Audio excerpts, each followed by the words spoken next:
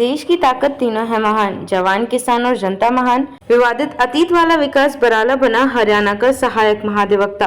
नायब सरकार की नियुक्ति पर मचा सियासी घमासान। हरियाणा की नायब सरकार ने एक बार फिर ऐसे फैसले से राजनीतिक हलकों में हलचल मचा दी है, जिसे लेकर नैतिकता और कानून के मानकों पर सवाल उठने लगे हैं। भाजपा के वरिष्ठ नेता और राज्यसभा सांसद सुभाष बराला के बेटे विकास बराला को हरियाणा का सहायक महाधिवक्ता नियुक्त किया गया है, जबकि वे अभी एक गंभीर आपराधिक मामले का सामना कर रहे हैं। सरकार की ओर से की गई इस नियुक्ति ने विपक्ष के साथ साथ आम नागरिकों के बीच भी आक्रोश पैदा कर दिया है, विशेषकर इसलिए क्योंकि विकास बराला 2017 में वरिष्ठ आईएएस अधिकारी की बेटी वर्णिका कुंडू का पीछा करने और अपहरण की कोशिश जैसे गंभीर आरोपों में आरोपी हैं और इस मामले में अभी तक कोर्ट का फैसला नहीं आया है। क्या है पूरा मामला? 4 अगस्त 2017 की रात चंडीगढ़ में वार्निक कुंडू, जो उस समय हरियाणा में तैनात एक वरिष्ठ आईएएस अधिकारी की बेटी थी, उसने आरोप लगाया था कि उनकी कार का पीछा एक अन्य गाड़ी से किया गया। वार्णिका के अनुसार कार में बैठे 2 युवकों ने उनका पीछा किया, रोकने की कोशिश की और कथित तौर पर उन्हें अगवा करने का प्रयास किया। उनकी शिकायत पर विकास बराला और उनके दोस्त को गिरफ्तार किया गया था। हालांकि शुरुआती पूछताछ और कानूनी कार्यवाही के बाद उन्हें जमानत मिल गई। बाद में 9 अगस्त 2017 को दोनों को भारतीय दंड संहिता की धारा 365 और धारा 511 के तहत दोबारा गिरफ्तार किया गया। 13 अक्टूबर 2017 को चंडीगढ़ की अदालत ने दोनों आरोपियों पर आरोप तय कर दिए और जनवरी 2018 में पंजाब एवं हरियाणा हाई कोर्ट से विकास को जमानत मिल गई। अब तक ये मामला विचाराधीन है और रिपोर्टों के अनुसार अगली सुनवाई 2 अगस्त 2025 को तय है। अब विवाद क्यों? अब सवाल उठ रहा है कि जब किसी व्यक्ति पर इस तरह के गंभीर आरोप हो और मामला अदालत में लंबित हो, तो क्या उसे राज्य के कानूनी प्रतिनिधि की जिम्मेदारी देना नैतिक और संवैधानिक रूप से उचित है?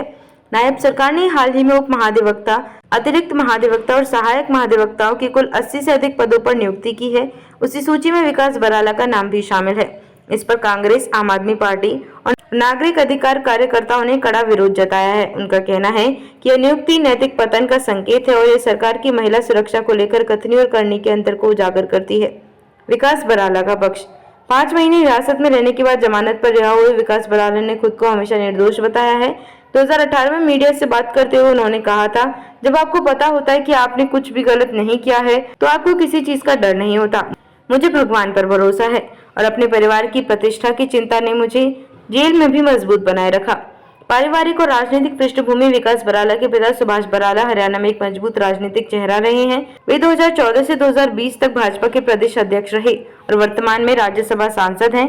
इस नाते विकास की नियुक्ति को साफ तौर पर राजनीतिक रसूख का परिणाम माना जा रहा है। विपक्ष का हमला और संभावित असर। हरियाणा की विपक्षी पार्टियों ने इस फैसले को महिला विरोधी मानसिकता और सत्ता का दुरुपयोग बताया है। कांग्रेस प्रवक्ता ने कहा, क्या यही है भाजपा का बेटी बचाओ अभियान? एक आरोपी को राज्य का कानूनी अफसर बना देना न केवल न्याय की आत्मा के खिलाफ है, बल्कि महिला सुरक्षा पर एक तमाचा है।